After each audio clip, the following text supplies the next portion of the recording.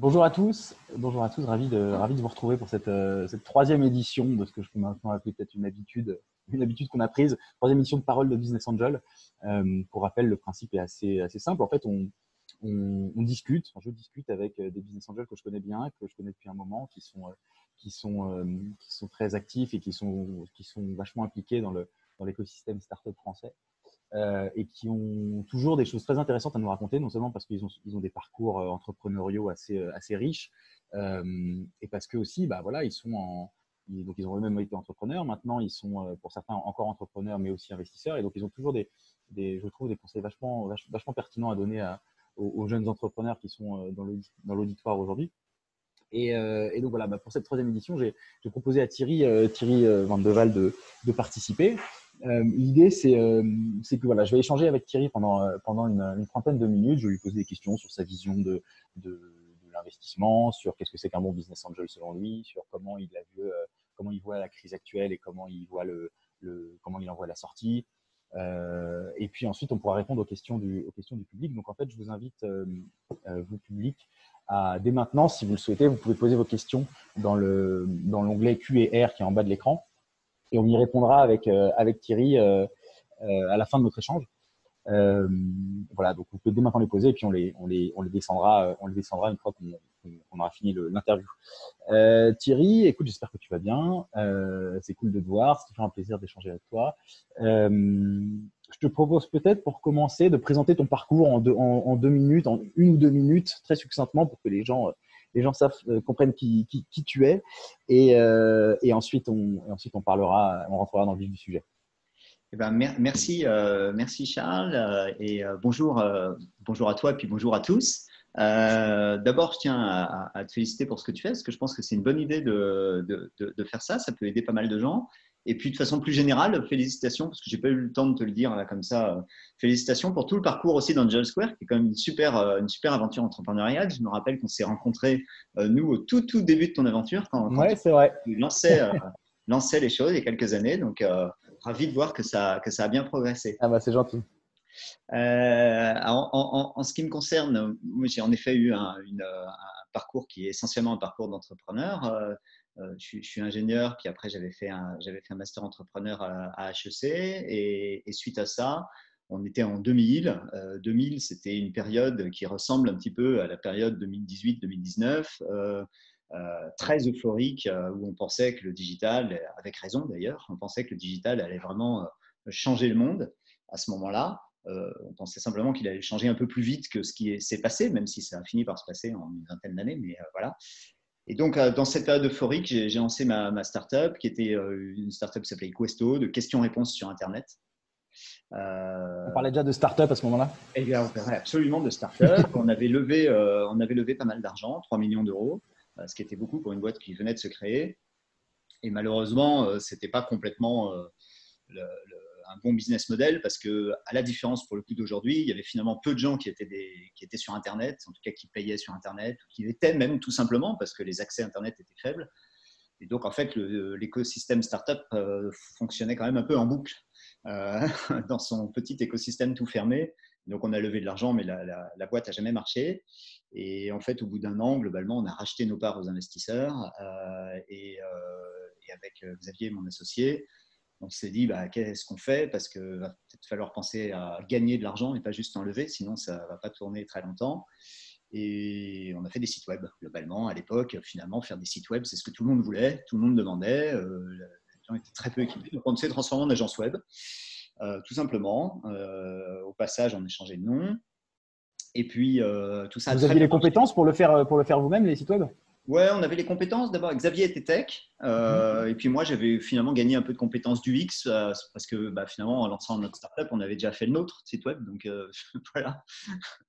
Et on a fait une agence web, et ça a très bien marché. Et on est rapidement devenu une des plus grandes en France.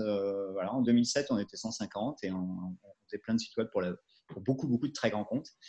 Et puis Publicis nous a approchés. On a vendu la boîte à Publicis en 2007. À cette époque-là, Publicis n'avait pas vraiment d'activité de marketing digital. Et donc, on est devenu l'entité digitale pour la France. Et puis, on a continué à grandir. Je passais quelques années chez Publicis. Ça faisait partie du deal, l'earn-out, qui s'est très, très bien passé. La boîte a énormément grandi pendant ces 3 ans chez Publicis. faut dire que je fais peut-être le petit parallèle avec ce qu'on vit en ce moment. La crise de 2008, qui a été une crise assez violente, peut-être moins que celle d'aujourd'hui, mais qui a été quand même assez violente, on se l'est pris en pleine figure puisqu'on a vendu la boîte quelques mois avant, sauf qu'on avait vendu sur la base des résultats futurs. Donc en fait, on s'est quand même bien pris la crise en réalité. C'est pas comme si on avait vendu juste avant. Et en fait, la crise nous a été hyper profitable parce qu'une crise, on va en reparler tout à l'heure, mais je pense que c'est un accélérateur de transformation. Et à l'époque, 2007, les gens faisaient peu de marketing, les grands groupes en tout cas faisaient beaucoup de télé, de magazines, etc., mais peu de pub digitale. Et en fait, la crise a été un gros accélérateur et les gens se sont dit, mais attends, il nous faut un truc qui est beaucoup plus efficace, qui marche mieux parce qu'on a moins d'argent.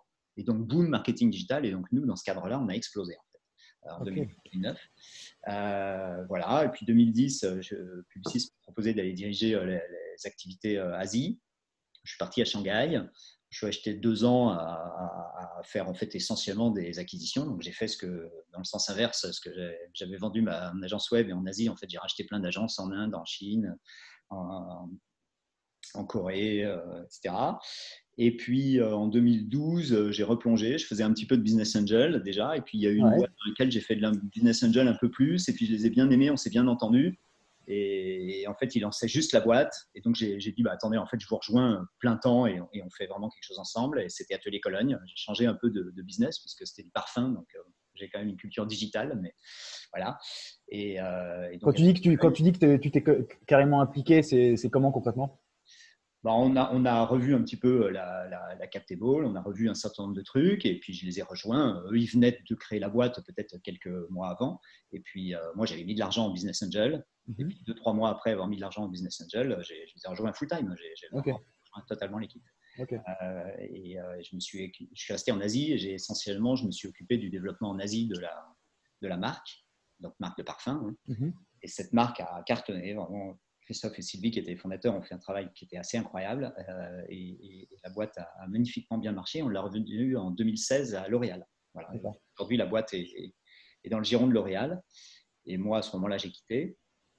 Et puis, je faisais déjà pas mal de business angel, même si j'étais en Asie, donc c'était un peu loin, parce qu'en Asie, je connaissais mal le monde digital. Et le monde digital français que je connaissais, lui, j'étais à 10 000 km, donc j'en faisais un petit peu, mais pas beaucoup. Et puis, j'aimais bien ça. Et puis, Christophe et Jean-David chez Isaïe, que je connaissais depuis très longtemps. Hein. Jean-David était VC et m'avait financé ma boîte en 2000. Christophe était entrepreneur de la même promotion à HEC, donc on se connaissait. Et eux avaient monté Isaïe quelques années avant. Et ils m'ont dit, bah, tiens, ça tombe bien, on cherche un troisième associé, est-ce que tu veux nous rejoindre? Et donc, j'ai dit oui. Et donc, en 2015-2016, j'ai rejoint Isaïe. D'accord. Toujours. Et alors, dans tes différentes aventures entrepreneuriales, en l'occurrence les deux que tu as évoquées là, toi, tu étais toi-même business angel sur la deuxième. Est-ce que sur la première, tu as eu recours à des business angels à un moment? Étant donné que le thème de l'échange d'aujourd'hui, c'est qu'est-ce qu'un bon business angel ou comment fonctionne un business angel, ça peut être intéressant de savoir si toi, avant de devenir BA très régulier, est-ce que tu as eu affaire dans ta carrière entrepreneuriale à des business angels qui t'ont aidé? Bah oui, dans ma première boîte, donc Equesto, on avait levé de l'argent auprès de 5 ou 6 business angels. 5 ou 6 business angels qui avaient mis des montants qui aujourd'hui sembleraient faibles, hein, mais on avait dû lever en tout et pour tout 40 ou 50 000 euros avec une dizaine de personnes. Donc en effet, c'est oui, ça se voit plus trop ça aujourd'hui.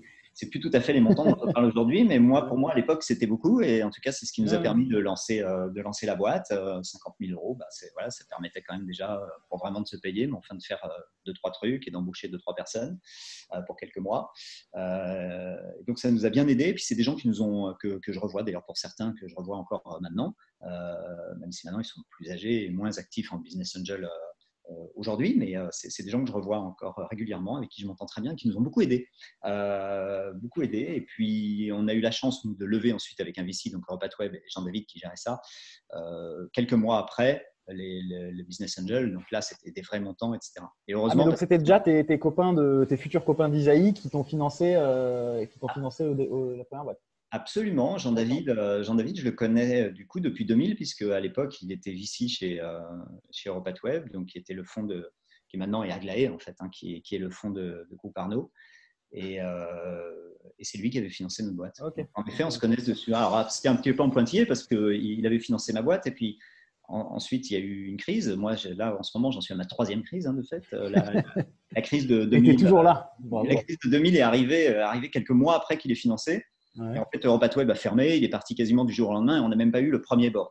Donc, Ah ouais, d'accord. on ne s'était pas vu beaucoup avec Jean-David, mais on va dire c'était court mais intense. Et puis après, on s'était un petit peu perdu de vue, etc. Puis quand il avait monté le fonds Isaïe, c'était c'était un fonds d'entrepreneurs, enfin c'est toujours fonds d'entrepreneurs. Donc il avait fait un peu la tournée des gens qui avaient vendu leur boîte au moment où il montait Isaïe. Et moi, j'avais vendu ma boîte en 2007, donc j'avais gagné un peu d'argent avec Publicis. Et donc, il était venu me voir. Et donc, on avait un peu reconnecté. J'étais déjà donc investisseur Ok. dans le fonds Isaïe, donc j'avais suivi l'histoire. Voilà. Ok, très bien. Bon, et alors, c'est quoi un business angel pour toi, si on doit rentrer dans le vif du sujet? Bon, un business angel, j'ai envie de dire, c'est quelqu'un, comme son nom l'indique, en fait, qui aime bien, parce que je pense que ce qu'il faut, c'est aimer ça. Il ne faut pas faire ça pour l'argent ou pour espérer gagner, parce que c'est un peu du loto quand même. Donc, il faut aimer l'entrepreneuriat, aimer les entrepreneurs et se dire qu'il y a une notion un peu de give back. J'ai gagné un peu d'argent, pas forcément.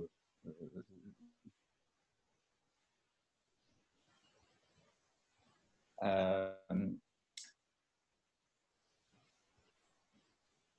Vite, aimer le système, aimer discuter, échanger et aimer les accords.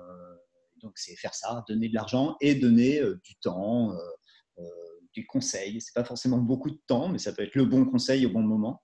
Tu considères vraiment que c'est. Et, Tu dis donner de l'argent, tu assumes ce terme de donner de l'argent? oui, c'est de l'investissement, hein, donc c'est clair que Ouais. c'est pas un don, donc il y a un peu un abus de langage. Ouais. Euh, c'est pas un don, en effet. Ouais, ouais. Non, parce que c'est vrai que moi, je trouve ça toujours intéressant de demander leur avis aux principaux concernés qui sont les business angels, parce qu'il y en a qui diront ils arrivent à faire une stratégie avec un TRI au bout. Il y en a d'autres qui disent, bah non, moi, j'assume de potentiellement tout perdre et si je gagne, bah, tant mieux. Mais la motivation principale, c'est d'aider des entrepreneurs, d'entretenir ma flamme entrepreneuriale. Toi, tu es a priori plutôt de ceux qui entretiennent la flamme entrepreneuriale en faisant ça, quoi, plutôt qu'un placement un investissement, quoi. Bah, pour moi, c'est un entre-deux parce que c'est pas un don. C'est clairement pas un don. Par ailleurs, j'ai monté une fondation dans laquelle je mets de l'argent et là, il y a des dons qui sont faits. Donc, ça, c'est autre chose. Mais quand je mets de l'argent dans une boîte, c'est pas un don. Je me dis que je pourrais gagner, etc. Et c'est ce qui s'est passé d'ailleurs depuis 10 ans que je fais. Je n'ai pas à me plaindre des rendements, même si je ne le calcule pas formellement, donc je ne vais pas trop dire exactement. Mais enfin, bon, grosso modo, je pense que ça va à peu près. Donc, c'est pas un don. Je pense que c'est sain que ça ne le soit pas. Voilà, on investit en vue qu'il y a un peu plus de challenge, quoi. Il faut que la boîte marche, etc. Et d'un autre côté, ce n'est pas non plus un placement financier sur lequel je suis tous les jours sur mon TRI, où est-ce que j'en suis, etc. En effet, cet argent, s'il est perdu, c'est pas enfin, s'il est perdu de façon unitaire, à chaque fois que j'investis dans une boîte, s'il est perdu, c'est pas grave. Si au global, je m'apercevais au bout de quelques années que tout ce que j'ai mis dans toutes les boîtes, je le perds, à la limite, soit je dirais je le fais avec la fondation et puis c'est du don, je ne suis pas bon Ouais, en angel et c'est autre chose, ouais. mais ce n'est pas le cas. Donc c'est vraiment entre les deux. Ce n'est pas un placement financier pur, c'est vraiment entretenir cette flamme entrepreneuriale, aider des gens. J'aime beaucoup ça, mais on parle bien de boîte et l'objectif d'une boîte, c'est qu'elle fonctionne, qu'elle gagne de l'argent, qu'elle se revende éventuellement, etc. Et donc, par essence, que dans ce cas, que je récupère ma mise. Ouais, bah moi je trouve que c'est un sujet vachement intéressant parce que les BA, enfin, les business angels sont en fait, les seuls investisseurs qui font ce qu'ils font en fait. C'est des gens qui sont pas professionnels, qui ont de l'argent quand même, qui l'investissent en espérant évidemment une plus-value, mais en acceptant de le perdre quand même. Je trouve que c'est assez difficile quand t'es pas toi-même business angel et que t'es entrepreneur de saisir la mentalité de ces gens-là, tu vois. D'autant plus qu'il y a autant de Il mentalités y a qu'il y a autant de de business angel. personnalités. Exactement. Mais voilà, moi j'essaye quand même en tant que boss d'Angel Square tu vois, de tirer des grandes lignes et d'essayer d'améliorer la compréhension que les gens ont de ce que c'est qu'un business angel. Et alors toi, moi je trouve que tu vois, tout ce qui est implication au sein des startups est vachement important dans la démarche des business angels. Alors il y en a qui sont plus impliqués que d'autres évidemment, mais souvent, en tout cas, ils mettent ça en avant. Ou en tout cas, même s'ils ne sont pas impliqués, ils mettent en avant le fit humain qu'ils ont avec l'entrepreneur. Toi, tu es quel genre de business angel quand tu investis dans une boîte? Tu es impliqué, tu es dormant, tu es super présent? Comment tu fonctionnes? Euh, Là aussi, je vais peut-être faire un peu la même réponse de Normand que la réponse que j'ai fait avant, un peu entre les deux. Et puis, ça a évolué au cours du temps. C'est-à-dire avant que je sois chez Isaïe, en fait, grosso modo, et donc que je ne faisais pas aussi ce métier professionnellement, avant d'être chez Isaïe, j'avais un peu plus de temps déjà, parce que sur la fin de l'atelier Cologne, j'avais quand même un peu plus de temps. J'avais quitté la boîte en vrai quelques mois avant de la vendre, parce que je ne voulais pas être dans l'earn-out, en fait, etc. Mais donc j'avais un peu de temps. Et donc là, j'étais assez impliqué. Donc il y a un certain nombre de boîtes dans lesquelles j'ai investi à ce moment-là, dans lesquelles j'ai passé un temps qui est énorme par rapport au pourcentage que j'ai de la boîte. C'est pas grave, j'en suis content et c'est chouette. Aujourd'hui, et on reviendra sur pourquoi Isaïe, etc., on va revenir sur ce sujet, mais aujourd'hui, d'abord, je fais un petit peu moins de deals, et c'est vrai que je suis moins impliqué dans les boîtes dans lesquelles j'investis, parce que d'abord, j'ai beaucoup de lignes. C'est un autre sujet dans lequel on parlera, c'est quand on investit en business angel, en fait, on reste globalement 10 ans dans les boîtes. Donc, quand on fait 10 deals par an, à la fin, on a un gros portefeuille. Donc, aujourd'hui, j'ai un portefeuille dans lequel il doit y avoir quasiment 80 boîtes. Donc, c'est quand même beaucoup. Donc, je ne vais pas dire que je suis 80 boîtes day to day. Ce n'est pas vrai. Donc, je ne les suis pas. Je les suis pas de façon active comme on peut le faire quand on est dans un fonds, comme chez Isaïe. C'est très différent. Mais je ne suis pas non plus complètement dormant. C'est-à-dire, je m'intéresse quand même aux boîtes. D'abord parce que ça m'intéresse, ça me passionne. Je suis un peu curieux de chaque boîte, etc. Donc, on s'appelle régulièrement. Et puis surtout, si eux m'appellent, je répondrai toujours. Voilà. C'est-à-dire, je ne vais pas forcément être proactif dans les boîtes dans lesquelles j'investis, mais si une boîte elle dit tiens là j'aurais peut-être besoin d'un conseil, je réponds. Et donc c'est pas des conseils de tous les jours, mais en revanche j'essaye, comme j'ai quand même vendu plusieurs boîtes, j'en vois beaucoup, puis comme je fais aussi ce métier par ailleurs, je vois énormément aussi comment fonctionnent les VC, j'essaye de donner le bon conseil. Et finalement le bon conseil au bon moment sans forcément s'impliquer, si on a passé une demi-heure au téléphone à un moment critique où la boîte, les patrons m'appellent en me disant voilà, vraiment, il faut qu'on discute, on est à croiser des chemins, on doit choisir un fonds, ou est-ce qu'on va à l'international, ou on n'a plus de fric, qu'est-ce qu'on fait. Bon, voilà. Là, on peut essayer de parler une heure, de se voir, prendre un café, et je le fais avec plaisir. Donc, c'est plus comme ça que je fonctionne. D'accord. Et alors, donc, tes 80 boîtes là, que tu as en portefeuille, comment tu t'es construit ton portefeuille? Tu t'es dit, je vais investir dans tel ou tel secteur. C'est quoi tes critères d'investissement qui t'ont permis d'arriver à ce portefeuille-là? C'est pas, non, il y a pas de secteur. C'est très secteur agnostique. Alors Ok. parce que c'est ma personnalité, que je suis assez curieux et donc j'aime bien les choses finalement un peu nouvelles, donc par essence qui sont pas toutes dans le même secteur. Et puis d'autre part parce que je pense, et d'ailleurs si tu regardes les bons VC, les grands VC sont assez peu verticalisés. Donc il y a une raison, c'est qu'en fait, tu peux aussi apprendre d'un secteur pour un autre secteur, etc. Et je ne suis pas sûr que c'est bien d'être verticalisé par secteur. En plus, on risque trop de conflits d'intérêts et autres sinon. Ah, Donc mais c'est non, marrant parce qu'il y a quand même beaucoup d'investisseurs qui justement disent que c'est vachement important de choisir des boîtes dont tu comprends bien le marché, le business, le cœur du business et tout ça. c'est pas parce que c'est pas parce que t'es pas verticalisé que tu comprends pas le business. En Ouais. effet, j'ai du mal à aller sur les business où je comprends vraiment rien. Tu as Euh, investi dans des trucs super tech, par exemple, tu vois, des ah, trucs. Ouais, ça a pu m'arriver quand j'avais vraiment une vraie conviction et un vrai fit avec l'entrepreneur. Ok. Mais c'est assez rare parce que c'est vrai que je peux avoir un peu du mal. En général, j'aime bien quand même investir dans les trucs que je comprends. Voilà. Mais c'est pas parce que tu n'as pas besoin d'être verticalisé pour comprendre. Si on Ouais, t'explique ouais. par du bon sens, tu essayes de comprendre, tu dis ouais, le truc fait sens. Voilà. Donc j'ai pas mal de marques, bon, parce que ça c'est un peu mon ADN. Hein, voilà. Ok. J'ai pas mal investi dans la food tech, j'ai trouvé qu'il y avait pas mal de choses. J'ai beaucoup investi dans la mobilité. Je trouvais que dans la mobilité, il y a plein de choses à faire. C'est une vraie révolution. Dans le loisir, un peu dans les changements de la révolution du travail aussi. Mais c'est jamais arrivé de façon proactive où je me suis dit, tiens, il y a tel secteur, je vais y aller. D'accord. Plus, je reçois des dossiers et puis au fur et à mesure, c'est en lisant le sujet, je me dis, ça me parle. C'est pas forcément que je connais le secteur, mais en tout cas, le truc me parle. D'accord. Ou ça me parle pas. Voilà, c'est assez basique. Ok. Et je comprends. Donc là, tu parles d'investissement que tu as fait à titre personnel, donc en tant que Ouais, business angel. ouais. Et alors, comment t'évalues une startup? Qu'est-ce qui se passe dans ta tête quand tu reçois un deck et que tu te dis, tiens, le secteur est intéressant. Ensuite, qu'est-ce qui se passe dans ta tête? Je regarde le business et l'équipe. Donc, je regarde d'abord le business. Ça veut dire quoi le business concrètement? Bah, on me dit c'est une boîte qui va vendre des cerises sur Internet. Je me dis bah tiens, est-ce que les cerises ça se vend bien sur Internet? Ouais, bon, peut-être c'est un peu compliqué à transporter. Bon, est-ce qu'il y a un marché? Est-ce que les gens ils vont se dire que les acheter sur Internet c'est mieux que les acheter pas sur Internet? J'essaye de me dire est-ce que le truc fait du sens? Est-ce qu'il y a un Ok. marché? Est-ce qu'il y aura des clients? Alors souvent, une startup, parce qu'elle est disruptive, elle va intervenir sur un marché parfois qui n'existe pas. Donc, il faut se dire, est-ce que ce marché va être créé? Est-ce que ce produit va créer un marché? C'est possible aussi.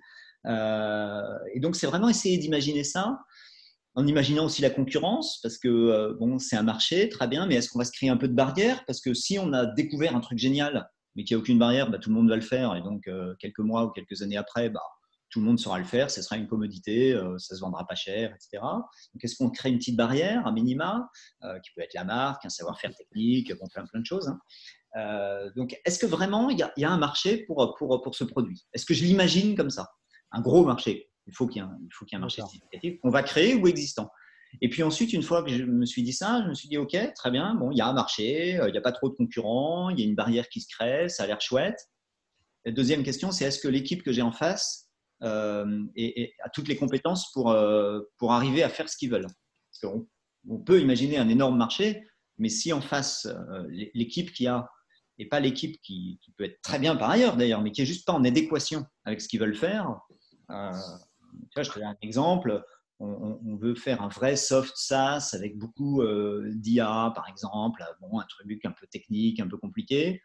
Et si c'est deux commerciaux qui l'ont monté, et même si leur idée est géniale et qu'il y a vraiment un truc à faire, mais qu'il n'y a aucune compétence technique dans l'équipe et qu'ils me disent oui, mais on embauchera un CTO, etc. Pourquoi pas? Mais en tout cas, on part avec un truc compliqué déjà. D'accord. On part avec un truc compliqué. Euh, voilà, donc c'est voilà, ou si on veut aller à l'international, est-ce que l'équipe connaît déjà un peu? Ils ont déjà vécu aux États-Unis. Bon, voilà, c'est si on est sur un play mondial, par exemple. Donc c'est toujours voilà, ou si on fait une marque, bah, c'est très bien. C'est un ingénieur qui fait un super produit, mais une marque grand public, il faut savoir la vendre, etc. Et donc, est-ce qu'il y a dans l'association, est-ce qu'il y a dans les founders de la boîte, est-ce qu'il y a les compétences qui permettent d'être en phase avec l'ambition qui est mise dans le projet? Voilà, C'est ça marrant, c'est le truc que je regarde. ok, mais à aucun moment tu as parlé des chiffres de la boîte, genre je sais pas, de KPI qu'elle aurait pu atteindre ou pas. Ouais, parce qu'en fait, l'analyse des KPI, des cohortes, de la rétention, du coût d'acquisition, etc., pour le coup, c'est quelque chose qu'on fait beaucoup chez Isaïe parce qu'en série A, il y a des chiffres déjà, pas toujours, mais en général, il y en a. Donc ça, on regarde beaucoup ça.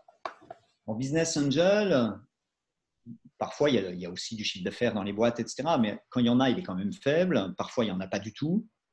Donc, oui, sûr, je regarde le marché, le business, ce que j'en pense, l'équipe, et puis en troisième, les chiffres, quand il y en a. Mais Ouais, souvent, en Business Angel, comme j'interviens très en amont, les chiffres ne sont pas hyper probants. Donc, voilà. d'accord. C'est vrai que c'est différent en VC, où pour le coup, en général, tu interviens plus tard. En tout cas, c'est le cas, nous, chez Isaïe. Même si on est early stage, on intervient quand même après des Business Angels en général.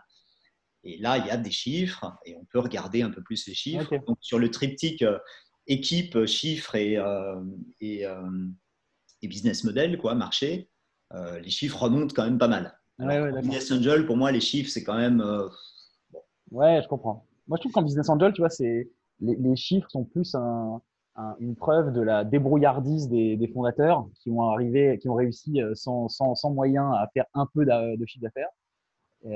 C'est pas encore un indicateur de succès à proprement parler, comme ça peut l'être en série A, où tu peux en effet commencer à calculer les taux de conversion, de rétention et tout. Mais moi, je trouve que c'est quand même intéressant de savoir que dès le début, les entrepreneurs arrivent à facturer. Mais bon, voilà. Ça, c'est mon avis. Qu'est-ce que tu. Donc, tu as dit qu'aujourd'hui, tu investissais plus trop en business angel. Aujourd'hui, comment tu te répartis entre ton activité d'investisseur, enfin de business angel et Isaïe? Bah, tout ça est quelque chose qui a évolué dans le temps, hein, puisqu'il y a 4-5 ans, je faisais beaucoup d'angels, je faisais une dizaine de deals par an, tu vois, avec des tickets entre 50 et 100 000 euros, quoi, grosso modo. Donc, j'en faisais pas mal. Et puis en effet, j'ai rejoint Isaïe, comme je t'ai dit, 2015, fin 2015. Et du coup, aujourd'hui, j'ai quand même beaucoup moins de temps.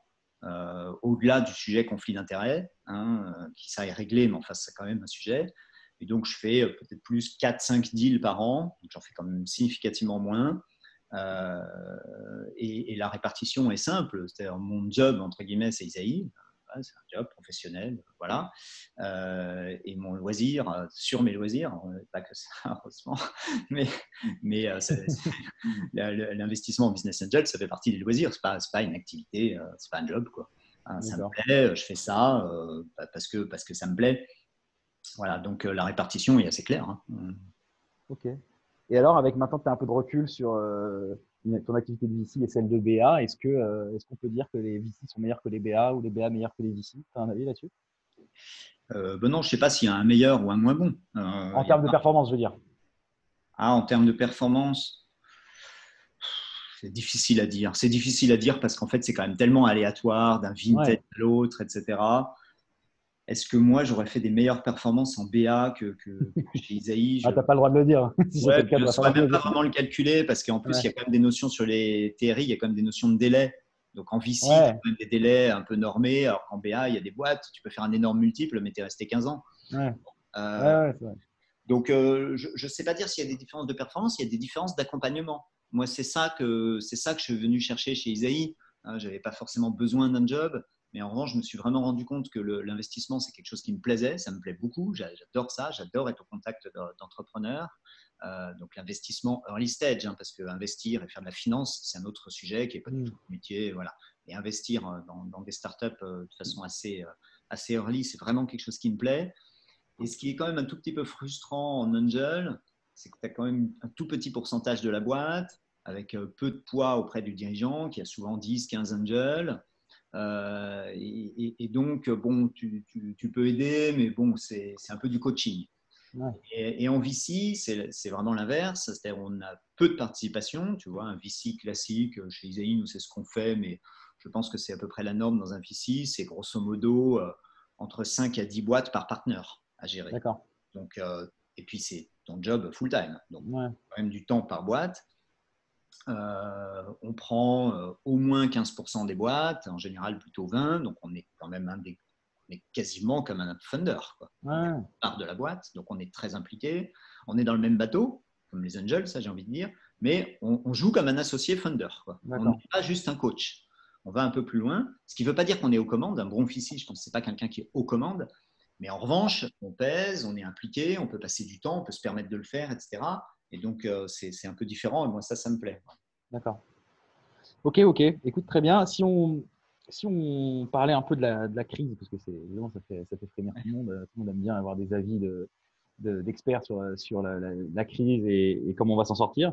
Toi, comment tu as vu arriver le tsunami Covid? Comment tu as vécu cette crise par rapport aux deux premières que tu as, de 2000 et 2008? Qu'est-ce que tu as à nous raconter sur cette crise? Écoute, je crois que comme tout le monde, tu sais, j'ai pas vraiment d'avis sur la crise sanitaire en elle-même. Je suis pas médecin, et donc je sais pas. Voilà. Ce que je peux dire, c'est que par rapport aux autres crises comme 2000 ou 2008, la crise, elle arrive toujours de façon hyper brutale, exactement sur un truc où on l'attendait pas, quoi. Alors, ça faisait des années qu'on disait, tiens, il va y avoir une crise quand même, le digital, les valos, le truc, le machin, puis boum, c'est un virus. C'est vrai. Donc, moi, ce que je retiens, c'est que en fait, les crises, ça peut toujours arriver à tout moment, n'importe quand, et systématiquement de là où on ne l'attend pas. Ouais. Donc, après, moi, donc, je ne l'ai pas plus vu arriver que les autres, évidemment. Okay.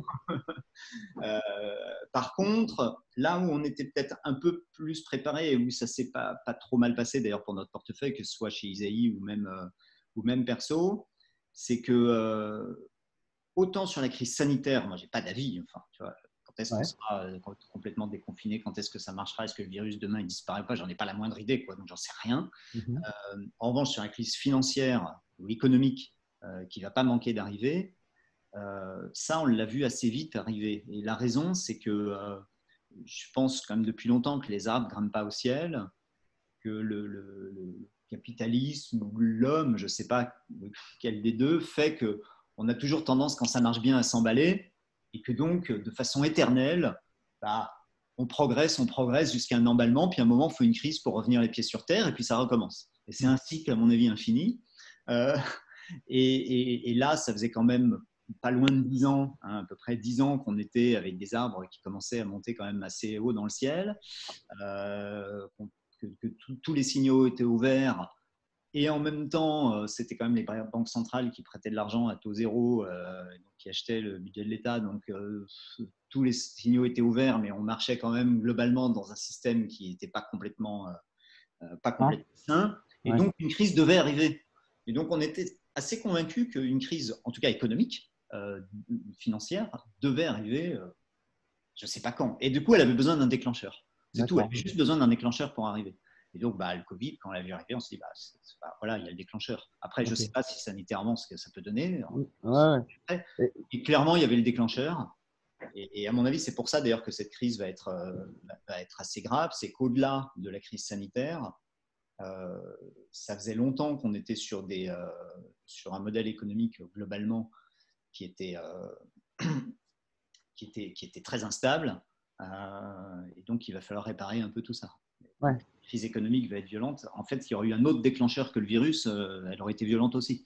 Ce que tu appelles le modèle économique instable, c'est justement les liquidités abondantes qui ont Ouais, un peu tout déréglé, quoi. Et ouais. alors, tu trouvais qu'il y avait avant le Covid, tu trouves qu'il y avait justement une bulle dans l'écosystème startup français? Bon, alors, je ne sais pas s'il y avait une bulle dans l'écosystème startup français. Je Bah, pense que. on a quand même constaté que les valos, tu vois, Ouais, ouais. depuis que les Non, mais je BA, confirme. tout a Ouais, dû ouais, faire fois 10 à peu près.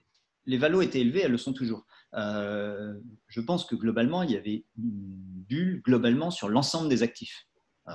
C'est-à-dire l'immobilier parisien, il a des prix délirants par rapport aux loyers qui sont perçus. Les startups, elles ont des prix délirants.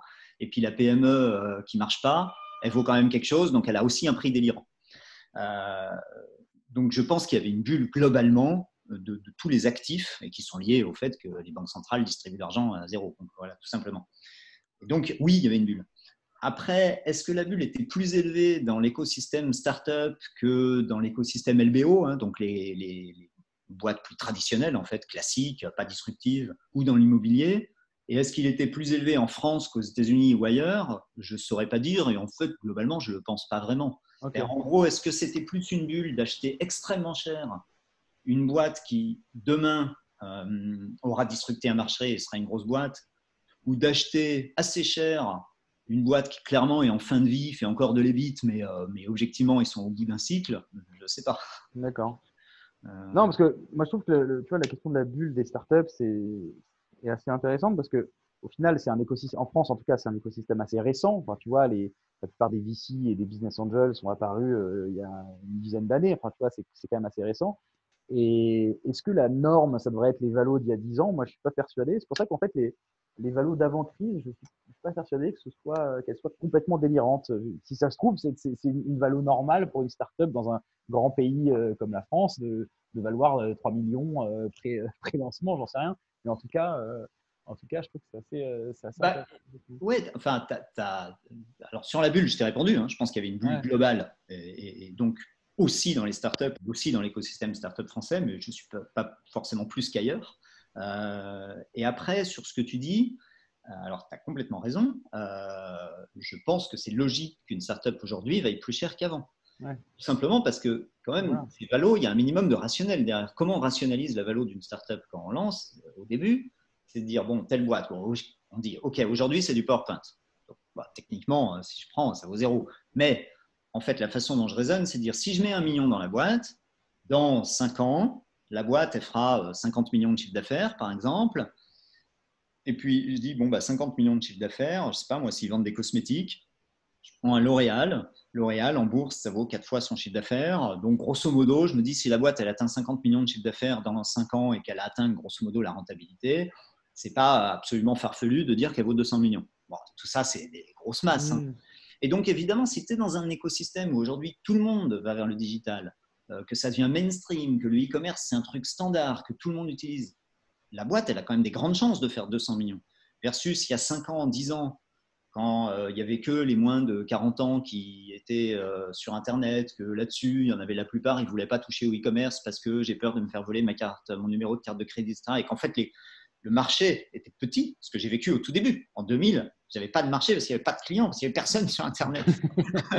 Ouais. Et donc, une startup, elle ne pouvait pas valoir cher parce que 4 ans après, elle ne pouvait pas faire un gros business. Enfin, en moyenne, hein, après, il y a toujours des exceptions. Alors qu'aujourd'hui, comme on dit que le soft, globalement, eats the world, enfin, tu vois, le software remplace des pans entiers de l'industrie. À mon avis, dans les fintech, les fintech, toutes une par une, sont en train de manger des pans entiers de la banque. Et donc, on parle de gros chiffres d'affaires, de gros business potentiels. Si tu prends le raisonnement que je viens de te donner, ce n'est pas illégitime de penser qu'un bout de papier, entre guillemets, vaut plus cher aujourd'hui qu'il y a 5 ans. Ouais, d'accord. Bon, bah, écoute, on est assez alignés là-dessus. Ok, très bien. Et donc là, qu'est-ce que tu dis aux entrepreneurs du portefeuille Isaïe? Vous les rassurez, vous les refinancez, vous fermez les vannes des liquidités.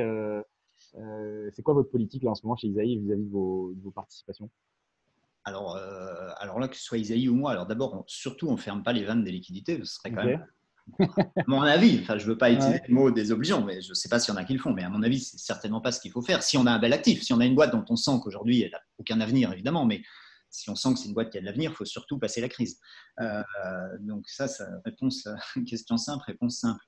De façon un peu plus précise, moi, je suis convaincu qu'une crise, c'est… Alors après, oui, avant de passer à ça, deuxième élément, globalement dans le digital, la crise, on ne se la prend pas si fortement quand même. Il faut être assez honnête. Si je Ouais. prends le portefeuille, que ce soit mon portefeuille perso, et donc il y a beaucoup de boîtes. Chez Isaïe, il y a moins de boîtes, il y a plus puissant, mais il y a moins de boîtes. Il y a quelques sociétés qui peuvent être dans l'événementiel ou dans le travel. Et là, bon, effectivement, tu es au mauvais endroit, tu es dans le mauvais secteur et ça peut aller mal et ça peut aller mal potentiellement assez longtemps. Mais l'essentiel des boîtes, qu'elles soient dans le e-commerce, dans les outils pour le e-commerce, dans tout le SaaS qui sont pour la productivité au bureau, voire même pour le travail à distance. Globalement, les SaaS sont tous des outils. On n'a pas investi dans Zoom, mais globalement, tous les SaaS sont des outils qui te permettent de bosser un peu à distance, etc., ou d'être plus productif.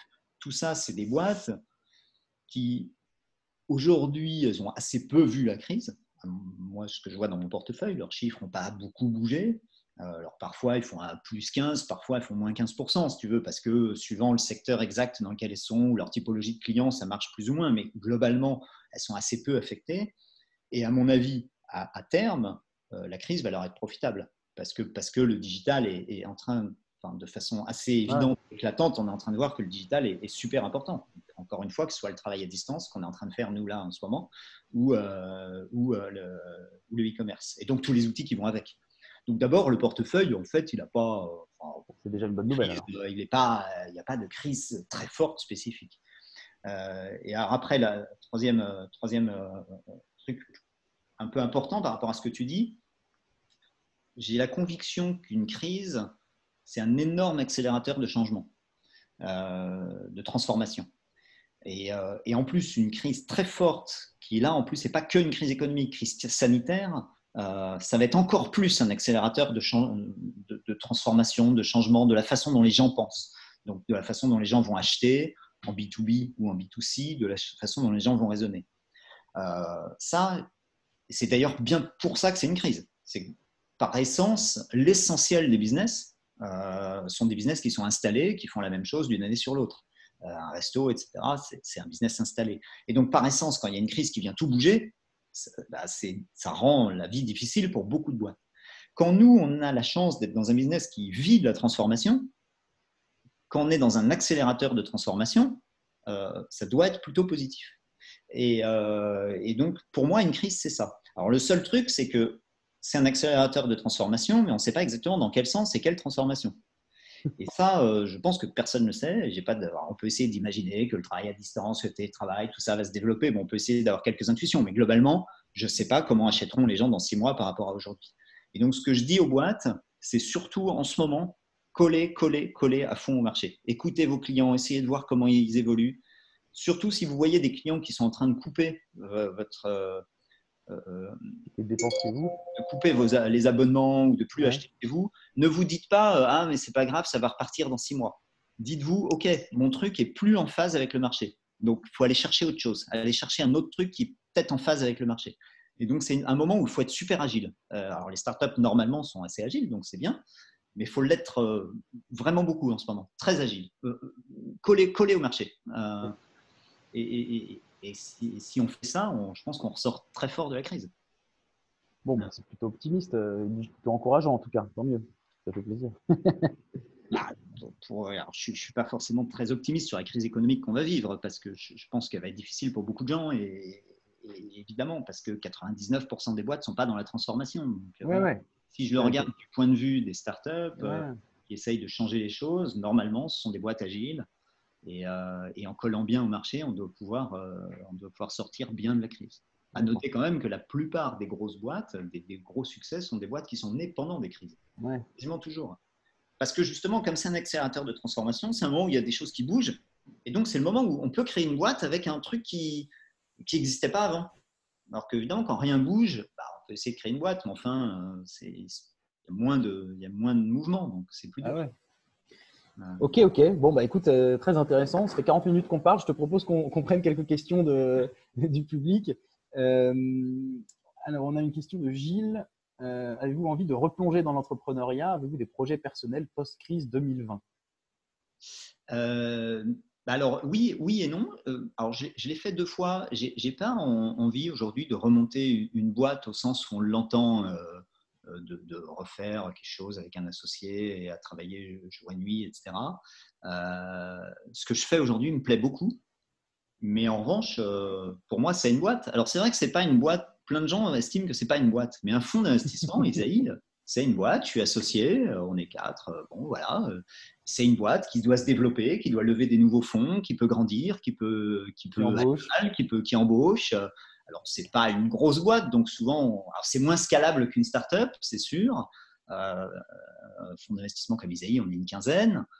Peut-être qu'un jour, on sera 30 ou 40, on ne sera jamais 500. Enfin, faut jamais dire jamais, c'est peu probable. Ouais. C'est une boîte. C'est une boîte, on doit avoir une stratégie, on embauche, on a des bureaux. Voilà. Bon, très bien. Question d'un spectateur anonyme, alors je ne sais pas qui c'est. Peut-on considérer le statut de business angel comme le stade évolué du statut d'entrepreneur? Je ne sais pas comment on peut comprendre la question, mais je te laisse répondre. Non, je ne suis pas sûr, parce que pour moi, moi, il se trouve que j'ai aimé être entrepreneur et j'ai aimé être business angel, mais tu vois, typiquement des entrepreneurs qui poussent le bouchon jusqu'à dire je vais en faire vraiment un métier de VC, donc qui est le stade pour le coup évolué du business angel, entre guillemets. C'est 2 métiers très différents. Tu peux être un très bon entrepreneur et pas forcément un bon investisseur.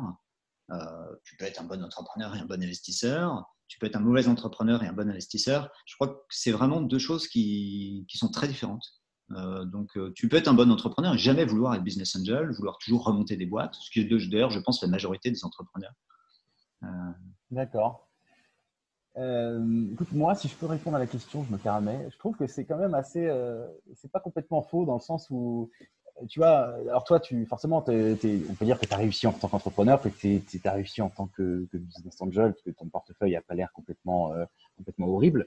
Donc, mais en tout cas, quand tu ne l'es pas encore, moi, je trouve que c'est quand même vachement valorisant de devenir business angel quand tu viens de l'entrepreneuriat, enfin, quand tu as monté ta boîte. Ça veut dire que tu as réussi en tout cas une première étape dans ta carrière entrepreneuriale et que tu as envie d'en redonner une partie. Enfin, tu vois, on en revient à la philosophie de business angel, mais c'est souvent des entrepreneurs qui redonnent une partie de ce qu'ils ont reçu.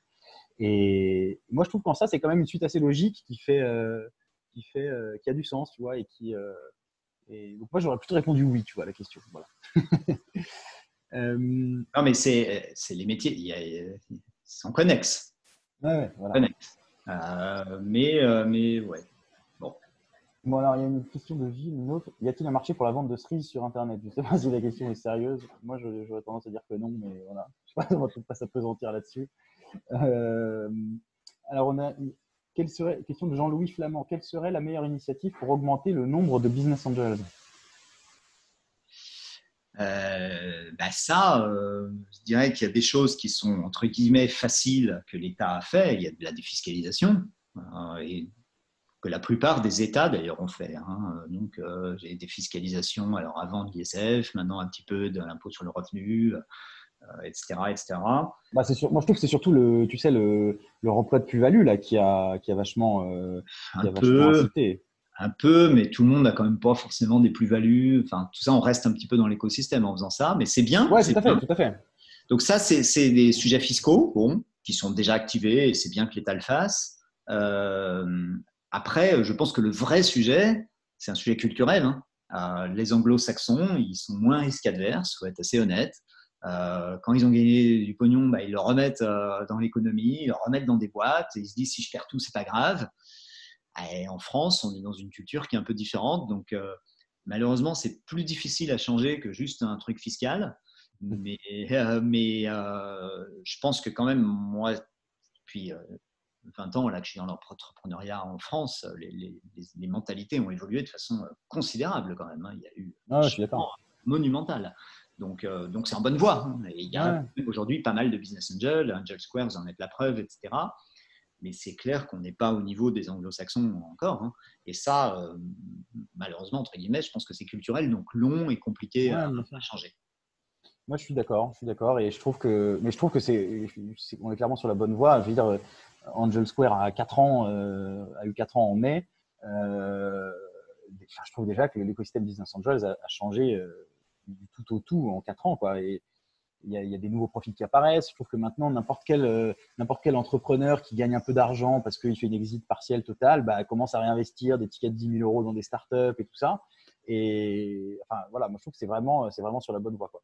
Ouais. Donc voilà. Alors, attends, question suivante. Besoin d'un conseil de Thierry. Comment se présenter pour obtenir un rendez-vous avec Thierry et pouvoir pitcher 1 heure? Faut aller sur isaïe.com, c'est ça? Bah, globalement, non, moi, mon email il est disponible, que ce soit sur Isaïe ou sur mon site. Et globalement, je préfère toujours regarder un peu sur dossier avant le pitch. Parce que je trouve que je suis à tête reposée, je lis le deck, et puis ensuite, bah, si je veux en savoir plus, j'appelle et puis on se parle. Je vais être assez honnête, c'est pas beau et c'est pas bien, et je suis pas fier de ça, mais ça m'arrive quand même régulièrement de pas répondre. Aïe, aïe, aïe. Souvent, je vois quand même, mais j'ai pas le temps de répondre. Voilà, je suis tout seul, j'en reçois plus de 2000 par an. Ah ouais, Voilà. Mais là, c'est Isaïe qui reçoit 2000. ouais, ouais, À d'accord. titre perso, je reçois beaucoup moins que ça, mais si je cumule les deux, et même ce que je reçois à titre perso, ça fait quand même quelques centaines, donc c'est beaucoup. Donc voilà, mais je fais quand même pas loin de 200 à 300 rendez-vous par an, hein, donc j'en vois quand même beaucoup. J'en vois beaucoup. Mais voilà, le mieux, c'est d'envoyer un deck par email. Et puis en général, je le lis à tête reposée, un quart d'heure. Je lis quasiment tout ce que je reçois. Et puis ensuite, on peut se parler. Voilà. Ok. Bah, ça répond aussi à la question d'Antoine qui nous demandait comment te solliciter aujourd'hui en tant que BA. Mais donc voilà, c'est de la même, j'imagine que c'est à peu près le même système. Alors, on a une question je prends encore 2-3 questions et puis ensuite, de toute façon, on arrive à la fin de l'échange.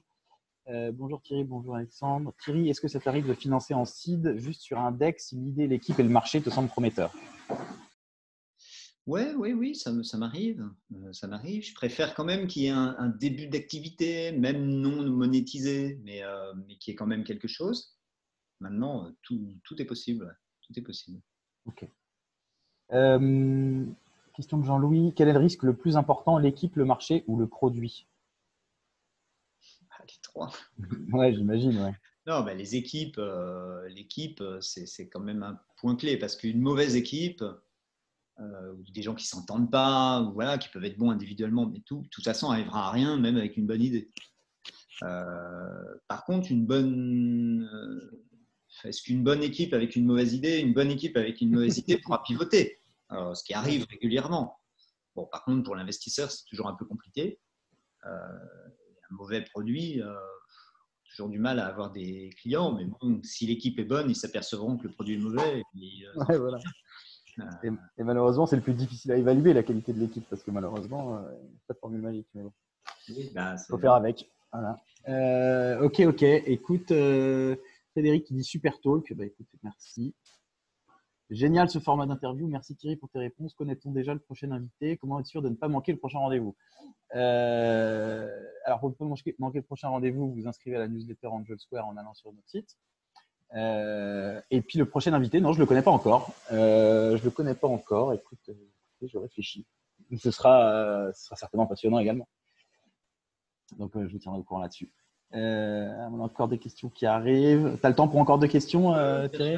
vas-y, vas-y. Ok, alors, attends, je les lis en même temps. Penses-tu qu'il soit plus difficile maintenant de lever auprès de BA du fait du manque de visibilité? Recommandes-tu de lever à un stade un peu plus avancé plutôt que de lever plus tôt pour aller plus vite? De façon générale, je pense que le plus tard on peut lever, le mieux c'est quand même. Parce que on a plus d'éléments, du coup on lève plus facilement, donc on perd moins de temps, parce que c'est long une levée quand même, il faut voir plein de gens, les convaincre, machin. Donc finalement, quand on a les bons produits, qu'on a les bons trucs, on peut lever en 3 semaines et puis c'est réglé, au moins on n'a pas perdu de temps. Et puis on se dilue moins, parce que forcément, le moins il y a d'incertitude, le plus on peut justifier une valorisation élevée. Alors que le plus on n'a rien, voilà. Donc de façon générale, il faut toujours lever le plus tard possible. Et la vitesse, bon, je ne sais pas s'il ne faut pas confondre vitesse et précipitation. C'est-à-dire que je ne suis pas sûr qu'on va forcément toujours plus vite avec plus d'argent. On en dépense plus, ça c'est sûr. Je ne sais pas si on va beaucoup plus vite. Donc là-dessus, je suis assez circonspect. Hein. Moi, dans mes 2 boîtes, finalement, on n'avait pas levé beaucoup d'argent. Hein, que ce soit, dans les deux, on avait peu levé. Enfin, la première, on avait levé, mais on avait ensuite racheté nos boîtes, nos parts aux investisseurs. Donc en fait, on était à 100% dans la boîte. Donc moi, j'ai pas eu une histoire de start-up ayant beaucoup levé, etc. Mais bon, après, j'étais pas beaucoup dilué. Donc au moment de la vente, ça se voit. Donc non, mieux vaut plus tard. Donc, tu prônes plutôt les vertus de la frugalité? Ouais. Ok. Oui, et franchement, et plus ça va, plus j'en suis convaincu. Parce que quand je vois parfois des boîtes identiques, une qui a levé, une qui n'a pas levé, puis on les voit en série A, et en fait, celle qui n'a pas levé, elle fait beaucoup plus de chiffre d'affaires que l'autre. Ouais. Et tu ne comprends pas comment c'est possible, mais c'est possible. Moi, je suis assez d'accord. Bon, bah écoute, sur ces belles paroles, Thierry, je te remercie. J'espère que l'exercice t'a plu. En tout cas, moi, je trouve ça vachement sympa. On va mettre en ligne le replay sur YouTube et sur LinkedIn d'ici quelques heures ou demain. Et puis voilà, j'espère que ça vous a plu. Merci à tous d'être venus. Et puis, je vous dis à tous à bientôt. Et Thierry, merci encore. Hein. Très bien, merci beaucoup et à bientôt alors. Salut. Allez, ciao. Bonne journée, salut.